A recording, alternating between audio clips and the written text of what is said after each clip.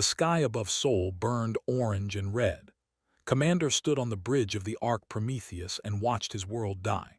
Through the observation window, he could see the bright flashes of antimatter bombs falling on every continent. Each flash was a city. Each flash was millions of lives ending in less than a second. "Commander, we need to leave now," his first officer said. "The fleet is moving to intercept escape vessels." Did not move. He could not move. Down there, somewhere in that burning hell, his mother was dying. His childhood home was turning to ash. Everything he had ever known was being erased from existence. They had come without warning. 3 days ago, humanity had never even heard of them. 3 days ago, Earth was celebrating the successful colonization of Mars. 3 days ago, humans believed they were alone in the universe. They were wrong. There were ancient beings, tall and crystalline, their bodies made of living glass that shimmered with inner light. They had ruled 10,000 star systems for longer than humans had existed as a species, and they had looked at humanity and seen a threat. Not a threat today, not a threat tomorrow, but a threat in 10,000 years when humans might spread across the galaxy and challenge their power. So they decided to kill humanity while it was still young. "Commander," the first officer shouted. Finally turned away from the window. "How many ships escaped?" 17 confirmed, maybe more. We have lost contact with most of the surface. 17 ships. Out of a population of 9 billion people, only 17 ships had made it to orbit before they closed their trap. The Prometheus carried 12,000 survivors. The other ships carried perhaps 50,000 more in total. 60,000 humans. That was all that remained of Earth. Park rushed onto the bridge, her medical coat stained with blood. She was wife, and she was the head of the ship's preservation program. Her face was pale and her hands were shaking, but her voice was steady. "We have a problem," she said. "We have 18,000 people on board, but only 12,000 pods." Felt his heart stop. That is not possible. The Prometheus was built for 20,000. The pods in Section 7 were damaged when we took that hit during escape. They are useless now. We cannot repair them in time. 6,000 people. 6,000 people who would not fit. 6,000 people who would die when the ship ran out of food and air during the long journey ahead. "Where are we going?" asked quietly. Pulled up a star map on the main screen. He pointed to an area of complete darkness at the edge of the display. "There, the void. It is the empty space between our galaxy and the next. Nothing exists there. No stars, no planets, no life. They will never think to look for us there."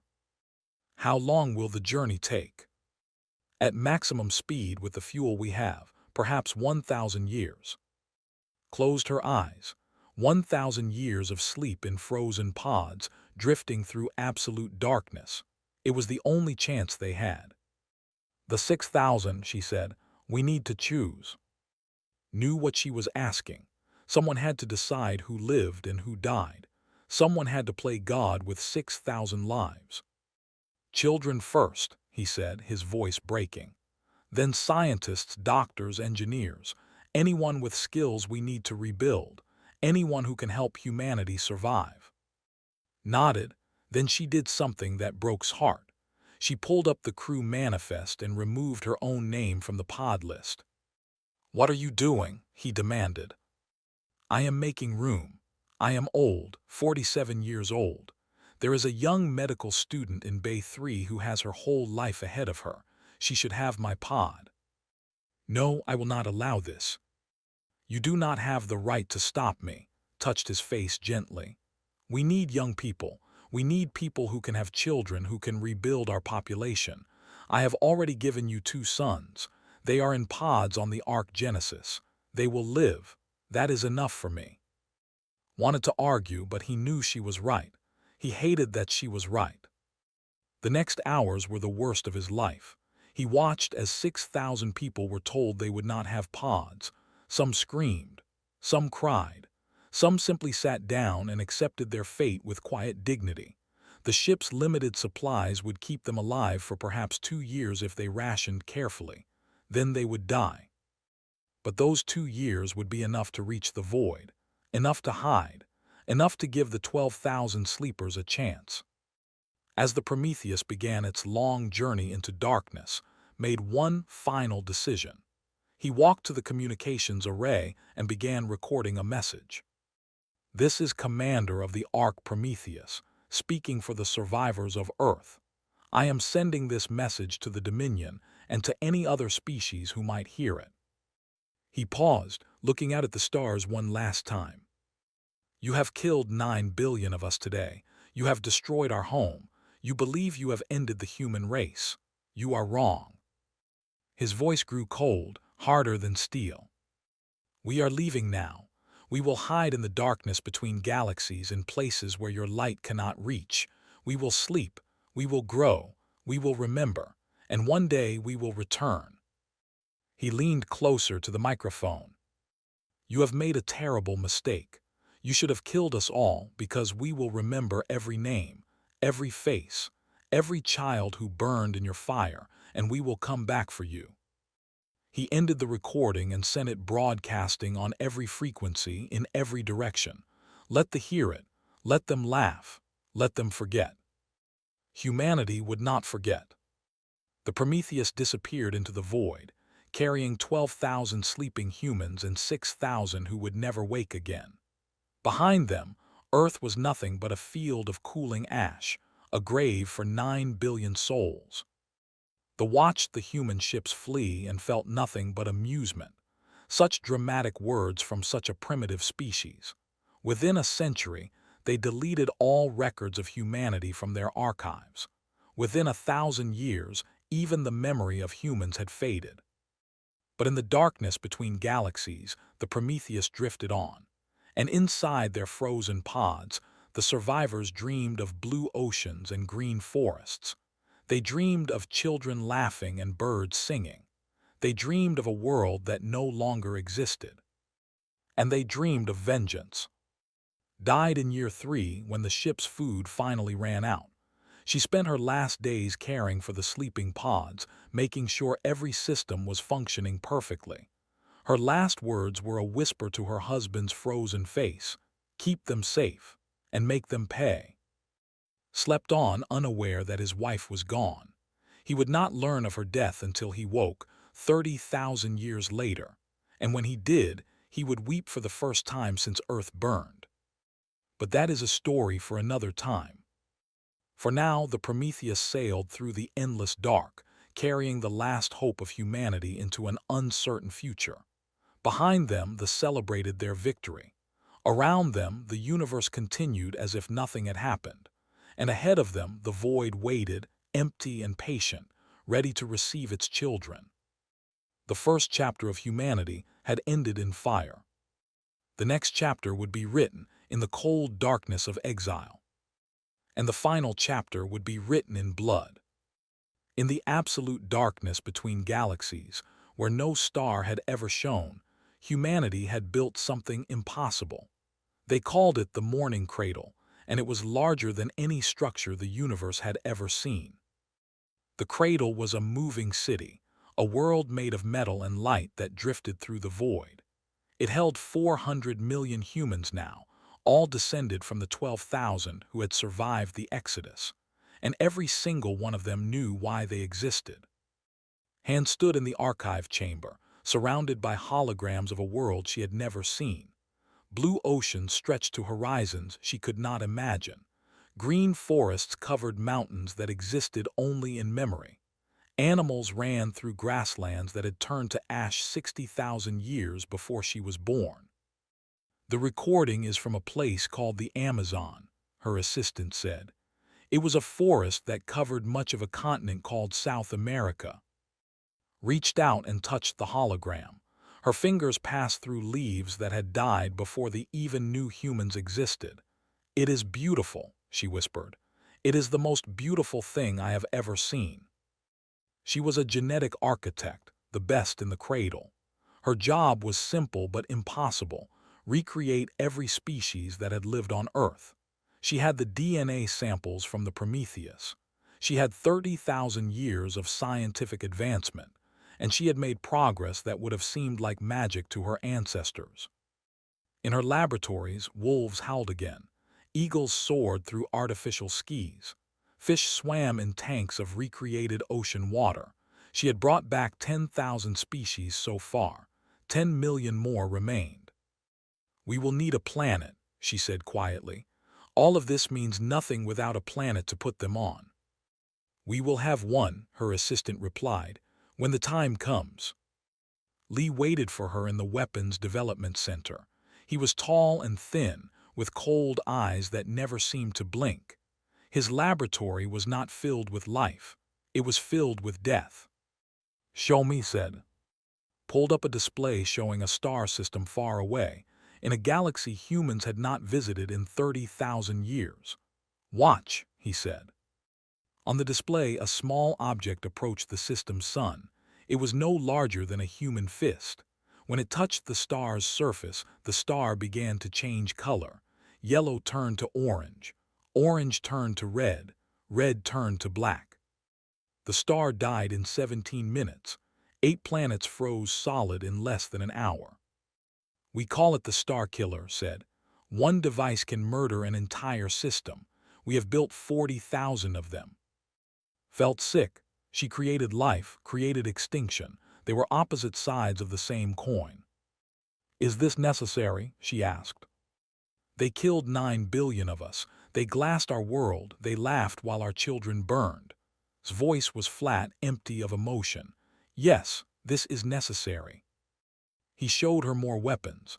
Ships that could phase through solid matter, becoming ghosts that no weapon could touch. Bombs that could crack planets like eggs. And his masterpiece, the memory plague. "This one is special," he said, holding up a small vial of silver liquid.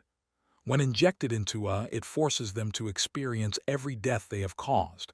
Every single one. They feel the fear, the pain, the moment of ending. 9 billion deaths felt one by one."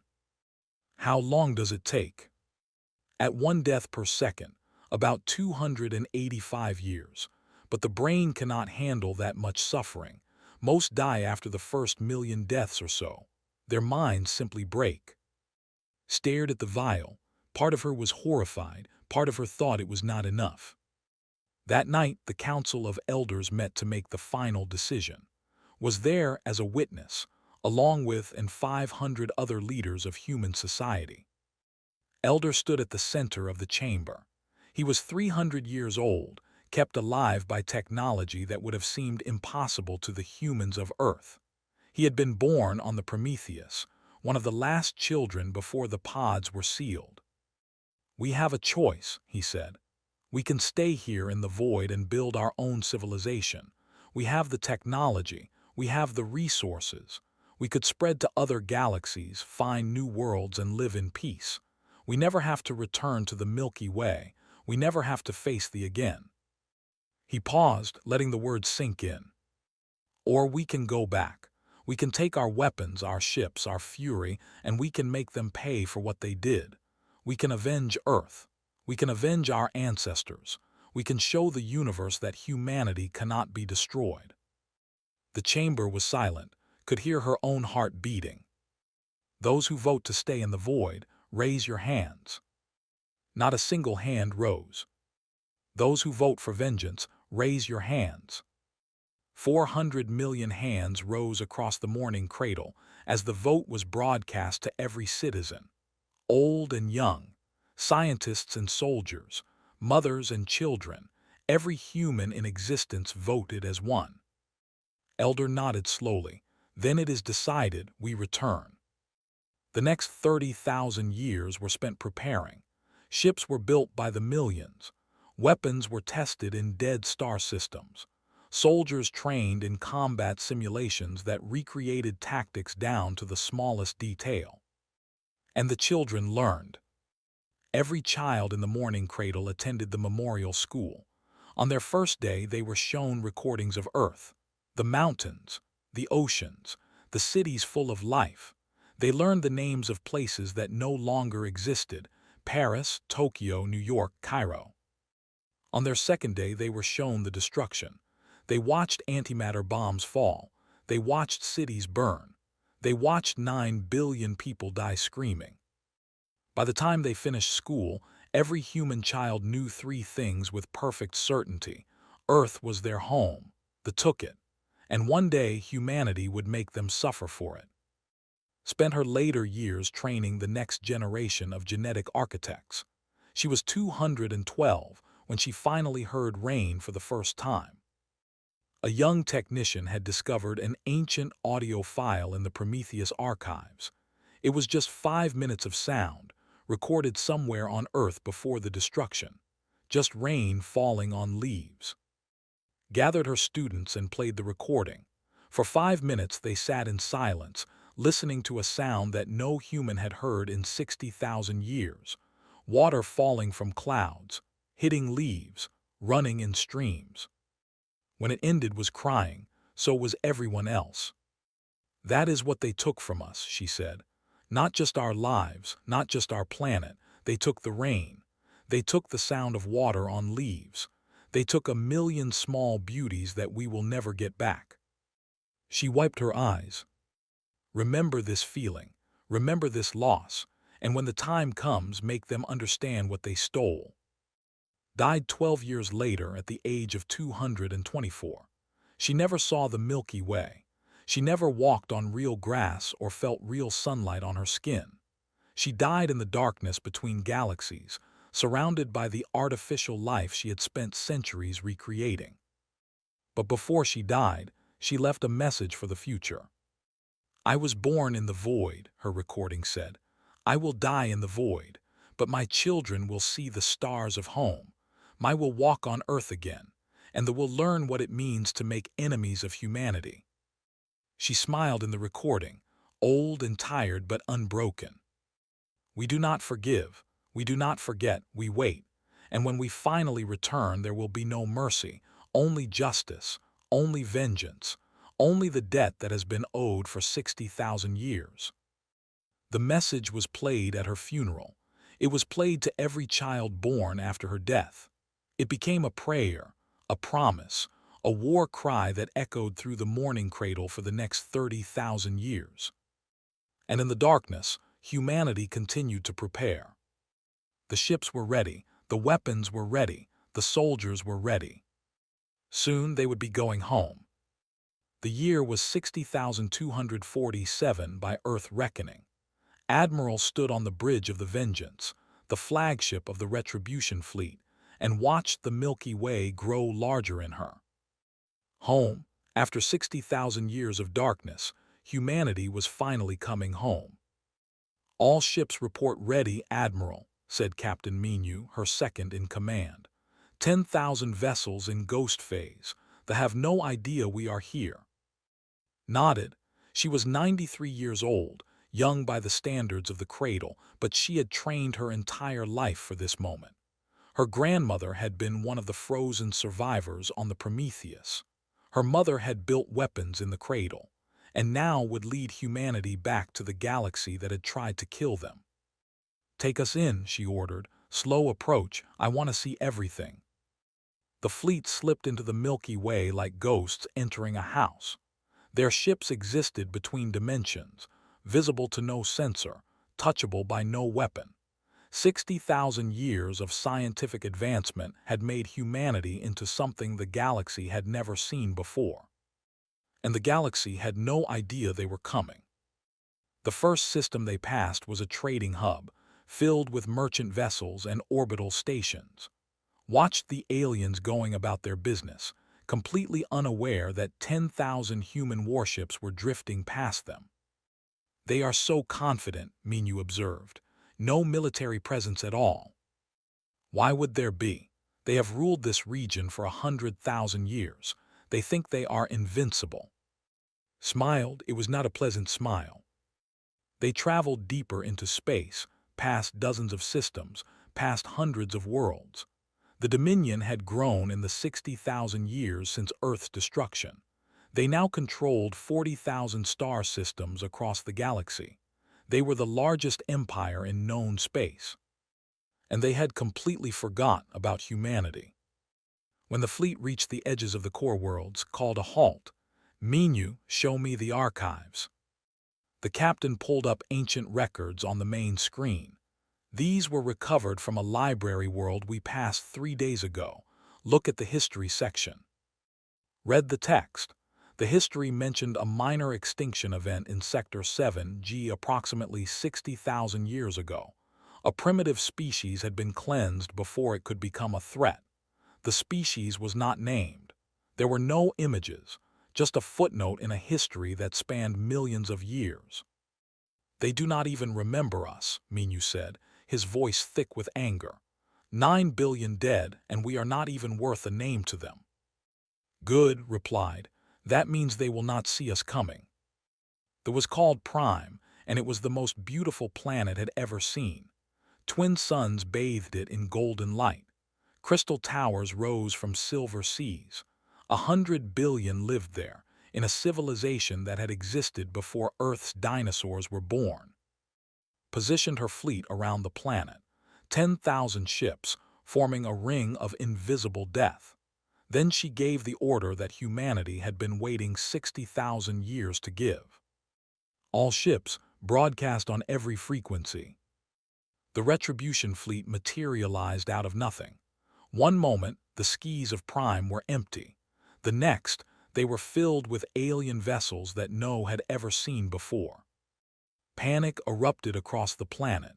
Emergency signals flooded the communication networks. The military scrambled to respond to a threat they could not understand. And then began her broadcast. "People of the Dominion, you do not know me. You do not know my species. You deleted us from your history 60,000 years ago when you murdered our world and slaughtered our people." Her image appeared on every screen on Prime. A human woman, small and soft compared to the crystalline giants of the Dominion, but her eyes burned with a fire that made children cry in terror. "My name is Admiral of the Human Retribution Fleet. 60,000 years ago, your ancestors destroyed our planet Earth. They killed 9 billion of us because they feared what we might become. They tried to erase us from existence." She paused, letting the words sink in. "They failed."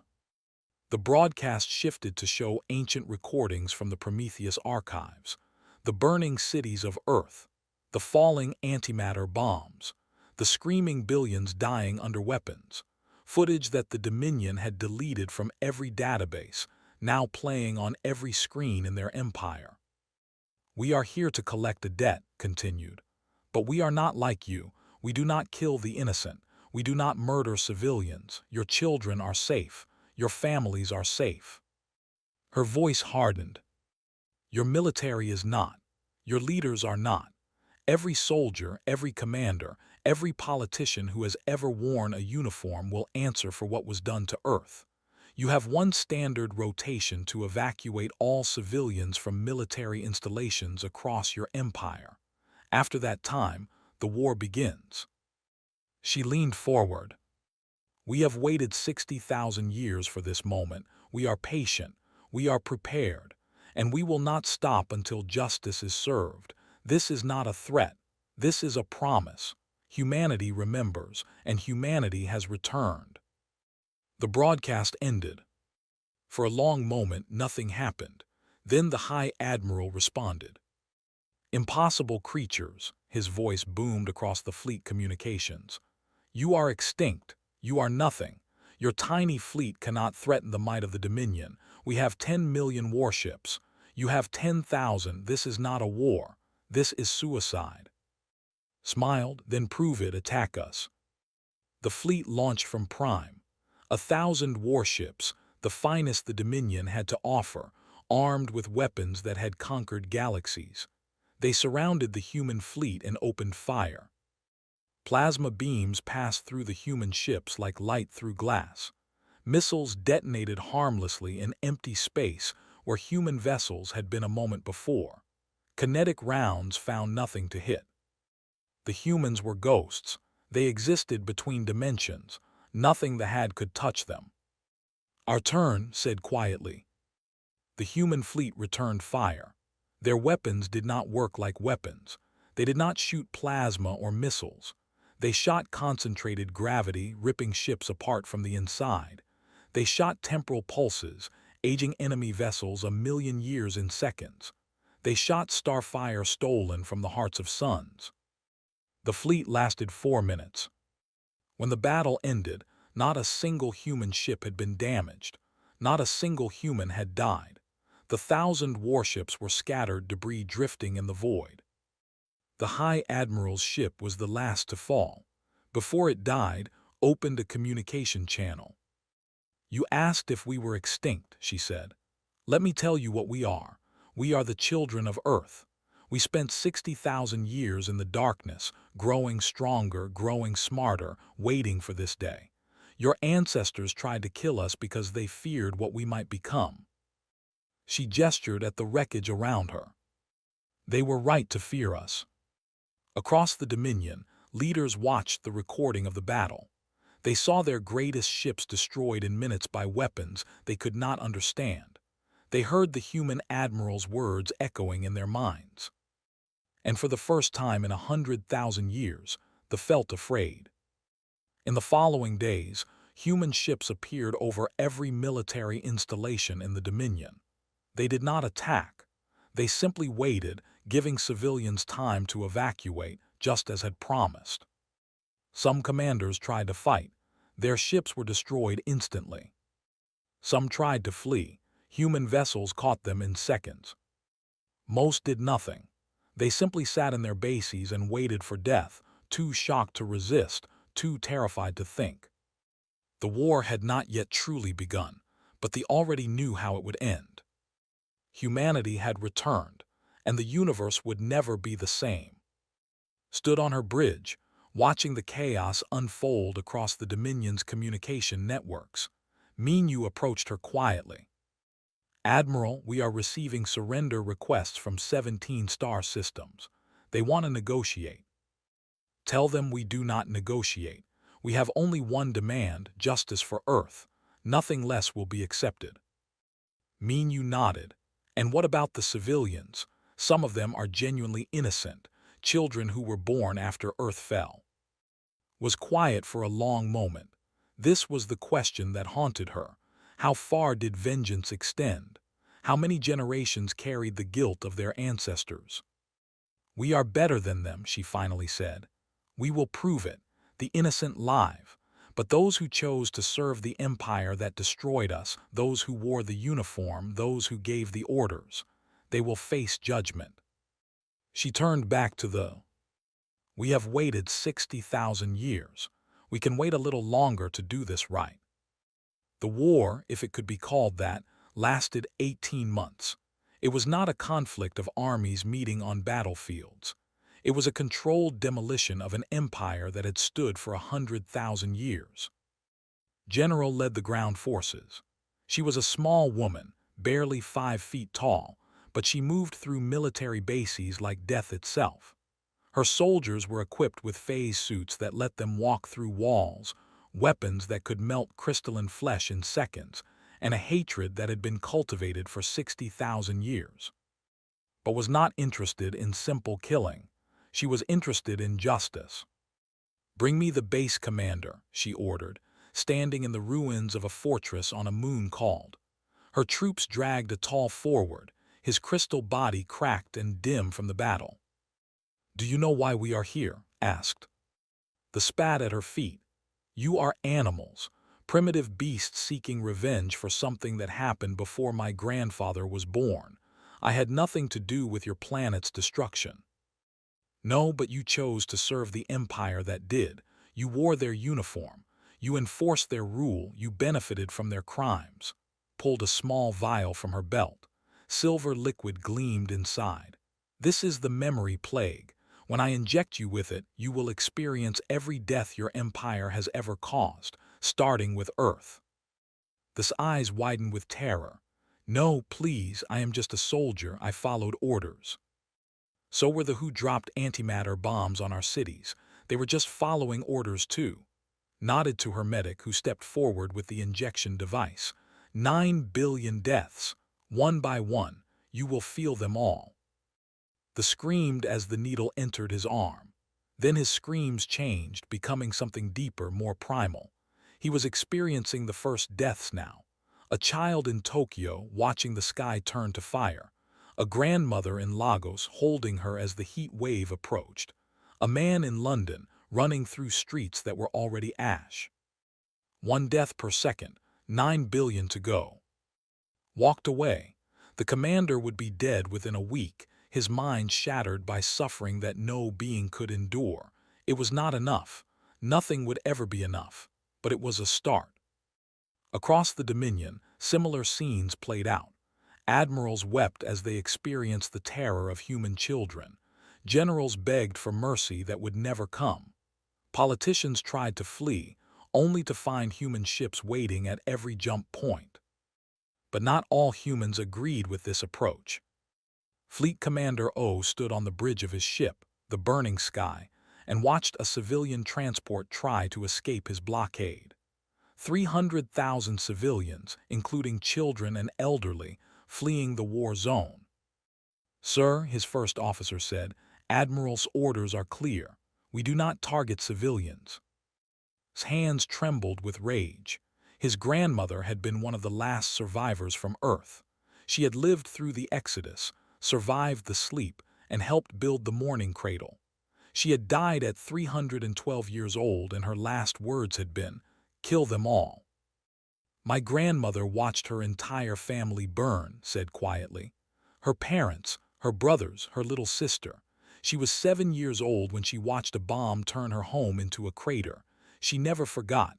She never forgave." "Sir, they did not spare our children. Why should we spare theirs?" Before his first officer could respond, opened fire. The transport ship exploded in a ball of flame, 300,000 lives ending in an instant. For a moment felt satisfaction, then he felt nothing at all. The arrest came 6 hours later. Admiral herself arrived on the burning sky, her face carved from stone. "Fleet Commander O, you are charged with the murder of 300,000 civilians, in direct violation of the rules of engagement." "They were," said, "their ancestors killed our world. And their children were innocent." His voice could have frozen stars. "We are not like them. We do not murder the helpless. That is the entire point. If we become them, then we have lost. Then Earth died for nothing." Was taken to a holding cell. He would stand trial after the war ended. The verdict was already certain. While soldiers like delivered justice and criminals like delivered shame, diplomats like offered another path. Was a small woman with a soft voice and gentle eyes. She did not carry weapons. She carried words, and her words conquered more systems than any fleet. "You have a choice," she told the governor of the Crease Cluster, a wealthy region of 30 star systems. "You can fight us, and your military will be destroyed within days. Or you can surrender now, hand over all war criminals in your jurisdiction, and accept human oversight of your government. And if we refuse, then your suns go dark." Pulled up a display showing a star killer device approaching the cluster's primary star. "We have 40,000 of these, one for every system you control. We do not want to use them. The civilians of your worlds are innocent, but if you force us to choose between their lives and justice for Earth." She did not need to finish the sentence. The governor surrendered 3 hours later. Over the following months, negotiated the peaceful surrender of over 20,000 star systems. She saved hundreds of billions of lives simply by talking. Some humans called her weak. Some called her a traitor to Earth's memory. But knew something the warriors did not. Vengeance was not just about punishment. It was about victory. And true victory meant proving that humanity was better than the enemy that had tried to destroy them. The climax of the war came when finally reached prime. The planet had been surrounded for months. Billions of civilians huddled in their homes, waiting to see if the humans would show mercy or fire. Landed in the central plaza of the capital city with a single squad. Waiting for her was the emperor himself, an ancient being whose crystalline body glowed with the light of 1,000 generations. "You are," the emperor said, "the one they call the Angel of Death." "I am. I have watched your war. I have seen your soldiers inject my admirals with your plague. I have seen my empire crumble in months after standing for 100. The emperor's light flickered. "I want to understand. Why? We destroyed your world 60,000 years ago. Your species should have died. Instead, you became this. Why did you not simply rebuild elsewhere? Why did you need vengeance so badly?" Was quiet for a long moment, then she spoke. "When your ancestors killed Earth, they did not just kill 9 billion people. They killed everything we were. Our history, our art, our music, our literature, our languages, our religions, our food, our sports, our customs, our jokes. They killed 1,000,000 years of evolution and 10,000 years of civilization.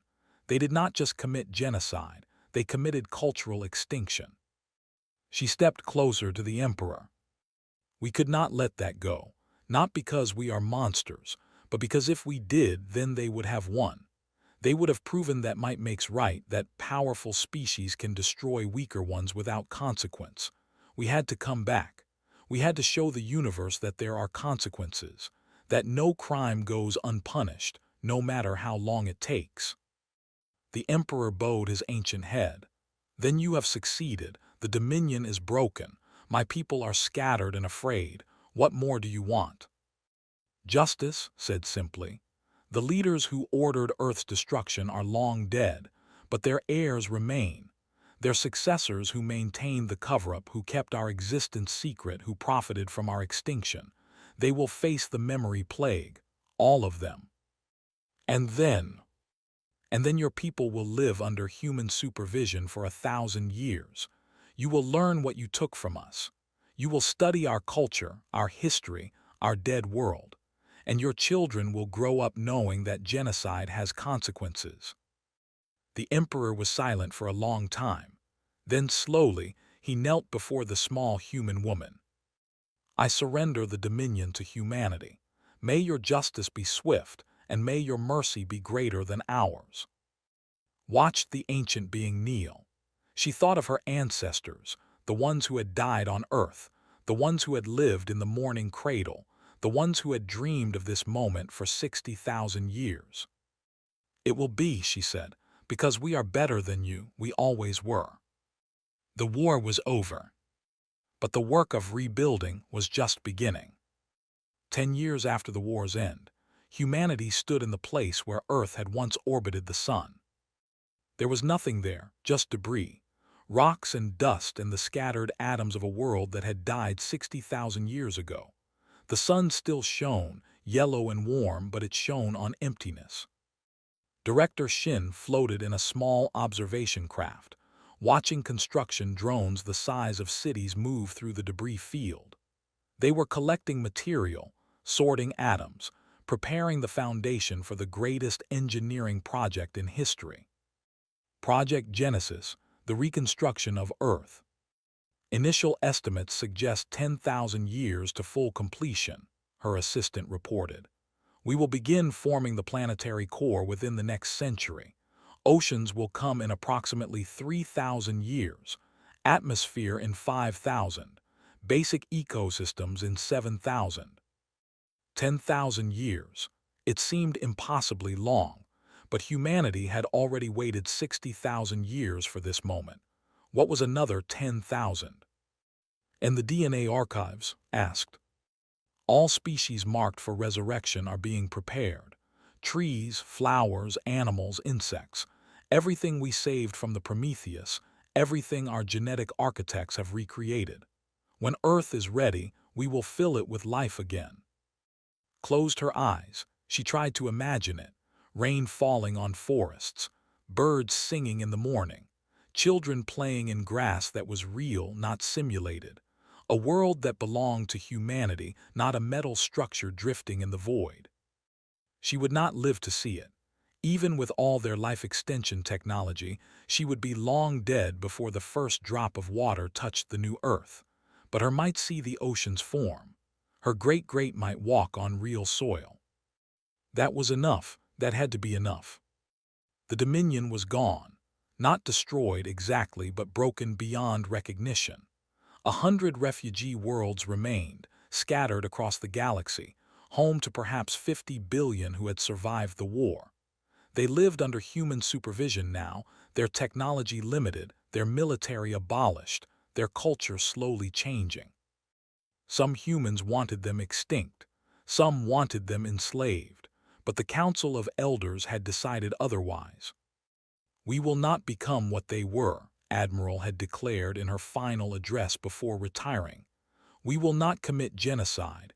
We will not erase a species from existence. That is what they did to us. That is what made them monsters. We are better than that." So they lived. They rebuilt, slowly and painfully, under the watchful eyes of human governors. Their children learned human history in school. They learned about Earth, about the destruction, about the 60,000 years of exile. They learned that their ancestors had committed one of the greatest crimes in galactic history. It was not revenge. It was education. And perhaps in a few generations it would lead to understanding. But not forgiveness, never forgiveness. Some wounds were too deep to heal. Was 312 years old when she finally returned to the Sol system. Her body was failing despite the best medical technology humanity possessed. She had perhaps a year left, maybe two. She wanted to spend it here, in the place where everything had begun and ended.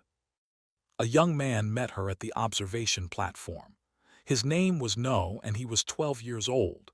He had been born after the war in a universe where humanity had already won. He had never known vengeance, never known the burning hatred that had driven his ancestors. He only knew victory. "Admiral," he asked, his voice small and uncertain. "My teacher said you led the fleet that came home. She said you were there when the Emperor surrendered." "I was," looked down at the boy. He reminded her of herself 60 years ago, full of questions about a history she was too young to understand. "What do you want to know?" Was quiet for a moment. Then he asked the question that had been burning in him for years. Was it worth it? 60,000 years of waiting. All those people who lived and died in the morning cradle, never seeing the stars of home. Was it worth it? Looked out at the debris field, where construction drones were slowly gathering the pieces of a dead world. She thought about Commander, who had led the Exodus and died believing he would never see Earth again. She thought about Park, who had given up her pod so a young medical student could live. She thought about Han, who had spent 2 centuries recreating extinct species in laboratories lit by artificial suns. She thought about the billions who had lived and died in the void, sustained only by a promise of return. "We did not wait," she finally said. "There is a difference between waiting and preparing. We spent 60,000 years becoming stronger, smarter, more unified than humanity had ever been. We turned our grief into purpose. We turned our hatred into power. Every day was a step toward this moment." She pointed at the construction zone, where the first framework of a new planet was slowly taking shape. "Look at what we are building. A new Earth. Not just a copy, but something better. We will not make the same mistakes. We will not pollute our oceans or burn our forests or drive our animals to extinction. We learned from the death of our first world. This one will be perfect." Nodded slowly, but all those people who died before they could see it. They knew. His voice was soft. Every person who lived in the morning cradle knew they might not see the end. They knew they were links in a chain that stretched across, and they were proud. Proud to be part of something bigger than themselves. Proud to carry the dream forward even if they could not fulfill it. She put a wrinkled hand on the boy's shoulder. "That is what makes us human. We can sacrifice for the future. We can work for goals we will never see accomplished. We can love children who will not be born for 1,000 years. They tried to destroy us because they feared what we might become. They were right to fear, because we became this. We became eternal." A light flashed on the observation platform. A construction alert. The drones had finished the first phase of planetary formation. A sphere of compressed matter, no larger than a moon, now hung in the space where Earth had once existed. It was not much, just a seed, just a beginning. But it was enough. Earth died, said, watching the seed world spin slowly in the sunlight. But Earth was never humanity. We are humanity, and we endure. She smiled, the first genuine smile in years. I will not see the oceans. I will not feel the rain, but I have seen this. I have seen the beginning of our new home, and I can die knowing that humanity will continue, that our children will walk on grass again, that our will swim in real oceans, that everything we lost will be restored. Watched the old admiral, her face lit by the distant sun. He did not fully understand the weight she carried, the memories of war and loss that haunted her dreams. He was too young, but he understood one thing. I will remember, he said quietly. When the new Earth is finished, I will tell my children about you, about all of you, about the ones who waited in the darkness so we could walk in the light. His eyes glistened. That is all we ask. Remember Earth. Remember the destruction, remember the exile, and remember that humanity cannot be destroyed. We can be hurt, we can be broken, but we always return, we always rebuild, we always endure. She looked up at the stars, the ancient stars that had shone on Earth before the destruction, and would shine on the new Earth long after she was gone. That is our gift and our curse. We never give up, we never surrender, we never forget. She closed her eyes. And we never forgive. 10,000 years later, rain fell on new Earth for the first time. The clouds had taken centuries to form. The water cycle had been carefully engineered by scientists who had died before seeing it complete. The first drops hit the new soil at precisely 3:47 p.m., Earth Standard Time, on a day that would be remembered as a holiday for as long as humanity existed. Billions watched from orbit as the rain spread across the continents. Blue oceans sparkled under a yellow sun. Green forests covered mountains that had been built atom by atom. Animals ran through meadows that their distant ancestors had last seen 60,000 years ago. It was not the same Earth. It could never be the same. The old Earth was gone forever, its atoms scattered across space, its history preserved only in archives and memories. But it was Earth, a new Earth, a better Earth. And as the rain fell, humanity wept. They wept for the 9 billion who had died in the destruction. They wept for the millions who had lived and died in the morning cradle. They wept for the soldiers who had fought and died in the war. They wept for everyone who had dreamed of this moment and never lived to see it. And they wept with joy, because after 60,000 years of exile, humanity had finally come home. On a hill overlooking the first forest, a monument stood. It was a simple structure, a black stone wall stretching for miles, covered in names. 9 billion names, every human who had died on the original Earth preserved forever in stone. At the base of the monument, an inscription had been carved. They tried to erase us. They failed. We remember, we endure, we return. And below that, in smaller letters, Earth fell, humanity rose. This is our home, this is our future, this is our victory. The rain continued to fall, washing over the monument, over the names, over the history of a species that had refused to die. Somewhere in orbit, the last survivors of the morning cradle watched the rain fall. They were old now, impossibly old, kept alive by technology that bordered on magic. They had been children when the Retribution fleet first returned to the Milky Way. Now they were ancient, the last living links to the years of exile. One by one they smiled. We did it, one of them whispered. We actually did it. And humanity, spread across 1,000,000 worlds, looked up at new Earth and knew that their long journey was finally over. They had returned. They had won. And they would never forget.